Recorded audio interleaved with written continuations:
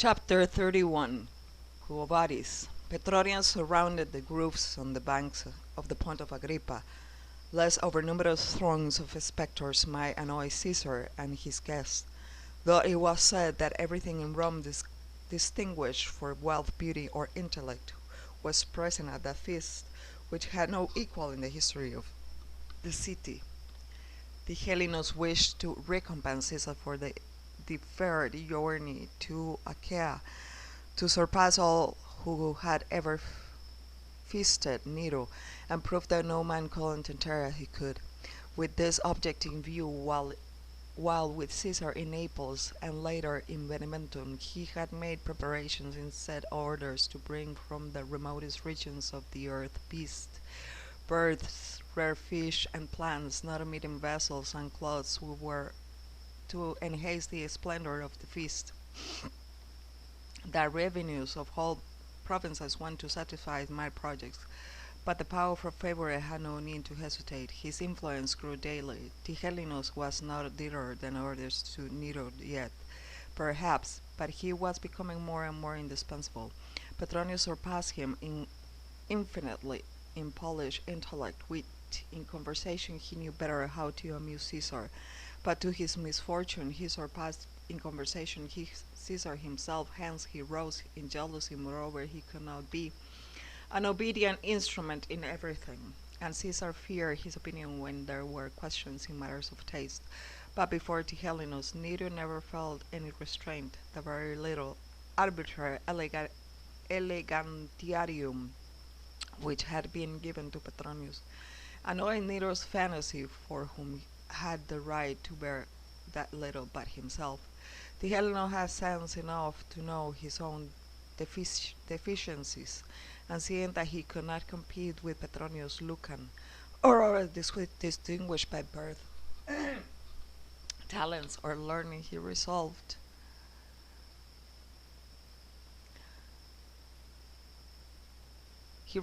to extinguish them by the surplusness of his services, and above all by such magnificence that the imagination of Nero himself will be struck by it. He had arranged to give the feast in a gigantic raft framing with gilded timbers. The borders of this raft were decked with splendid shells found in the Red Sea and the Indian Ocean, shells brilliant with the colors of the pearls and the rainbow. The banks of the pond were covered with groups of palm, with groups of lotus, with blooming roses. In the midst of these were hidden fountains of perfumed water, statues of gods and goddesses, and gold or silver cages filled with birds of various colors. In the center of the raft rose an immense tent, or rather, not to hide the feasters, not only the roof of the tent, made of the Syrian purple, resting on silver columns under it, were gleaming like suns tablets prepared of the guests, loaded with Alexandrian glass, crystal, and vessels simply beyond price. The plunder of Italy, Greece, and Asia Minor, the raft, which, because of plants accumulated on it, had appearance of an island and a garden, was joined by cords of gold and purple to boats shaped like fish, swans, moles, and flamingos, in which sat and painted oars naked rowers of both sexes, with forms and features of marvelous beauty, their hair dressed in Oriental fashion, or gathered in golden nets. When Nero arrived at the main raft with Poppaea and the Augustians, and sat beneath the purple tent roof, the oars struck the water, the boats moved, the golden cord stretched, and the raft with the feast and the guests began to move and describe circles on the pond. Other boats surrounded it, another smaller raft filled with women playing on cithare and harps, women whose rose bodies on the blue background on the city and the water, and in that reflection of golden instruments, seemed to absorb that blue and those reflections, and to change the bloom like flowers. From the groves of the banks, from fantastic buildings rich for that day and hidden among thickets, were heard music and song. The neighborhoods resounded, the groups resounded, echoes were bound, and the voices of horns and trumpets. Caesar himself, with Poppaea on one side of him and Pythagoras on the other, was amazed, and more especially when among the boats young slave maidens appeared as sirens and were covered with green network in imitation of scales. He did not spare praises on Tigellinus, but he looked at Petronius from habit, wishing to learn the opinion of the arbiter, who seemed indifferent for a long time, and only when questioned outright answered, I judge, Lord, that 10,000 naked maidens make less impression than one. But the floating feast pleased Caesar, for it was something new. Besides, such exquisite dishes were served that the imagination of Apicius will have failed at sight of them, at wines and so many kinds of that Otto, who used to serve 80, will have hidden under the water with shame, could he have witnessed the luxury of that feast. Besides women, the Augustine sat down at the table, among whom Vinicius excelled all with his beauty. Formerly his figure and face indicated too clearly the soldier by profession. Now mental suffering and the physical pain through which he had passed has chilled his features, as his delicate hand of master had passed over them. His complexion had lost its former swarthiness, but the yellowish gleam of Numidian marble remained on it. His eyes had grown larger and more pensive. His body had retained its former powerful outlines, as if created for armor. But above the body of a legionary has seen the head of a Grecian god, or at least of a refined patrician, at once subtle and splendid. Petronius, in saying that one of the ladies of Caesar's court could be able or willing to resist Vinicius, he spoke like a man of experience. All gazed at him now, not expecting Poppaea or the vestal Virginia Rubria, whom Caesar wished to see at the feast. Wines cooled in mountain snows soon warmed the hearts and the heads of the guests. Both shaved the grasshoppers and butterflies shot forth from the bushes at the shore every moment. The blue surface of the pond seemed occupied by butterflies. Above the boats here and there flew doves and other birds from India and Africa, fastened with silver and blue threads or strings. The sun had passed the greater part of the sky, but the day was warm and even hot, though in the beginning of May. The pond heaved from the strokes of oars which beat the water in time with music, but in the air there was not the least breath of wind. The groves were motionless, as if lost in listening and gazing at that which was happening on the water. The raft circled continually on the pond, bearing guests who were increasingly drunk and boisterous. The feast had not run half its course yet, when the order in which all sat at the table was absurd no longer. Caesar gave the example, for rising himself, he commanded Vinicius, who sat next to Rubria, the vestal, to move. Nero occupied the place and began to whisper something in Rubria's ear. Vinicius found himself next to Poppaea, who extended her arm and begged him to fasten her loosened bracelet. When he did so, with hands trembling somewhat, she cast him from beneath her long lashes a glance, and it wore modesty, and shook her golden head as if in resistance. Meanwhile, the sun, growing larger, ruddier, sank slowly behind the tops of the grove. The guests were for the greater part thoroughly intoxicated. The raft circled now nearer the shore, in which among the bushes of trees and flowers were seen groups of people disguised as fauns or satyrs, playing on flutes, bagpipes, and drums, with groups of maidens representing nymphs, dryads, and hamadryds. Darkness fell at the last amid drunken shouts from the tent, shouts rise in honor of Luna. Meanwhile the groves were delighted with 1,000 lamps. From the Luparian on the shores shone swarms of light, and the terraces appear new, naked groups formed of the wives and daughters of the first Roman houses. These, with voice and unrestrained manner, began to lure partners. The raft touched the shore at last.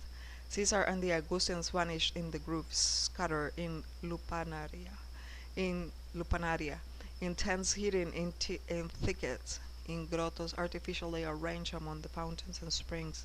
Madness seized all. No one knew whither Caesar had gone.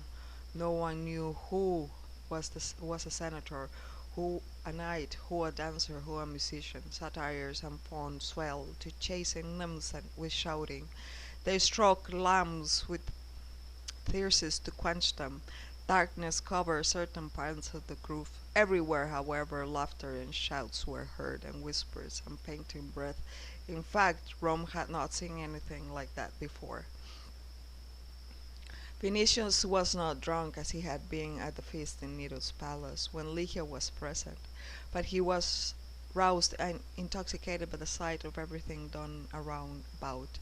And at last the fever of pleasure seized him. Rushing into the forest, he ran with others, examining who of the dryads seemed most beautiful.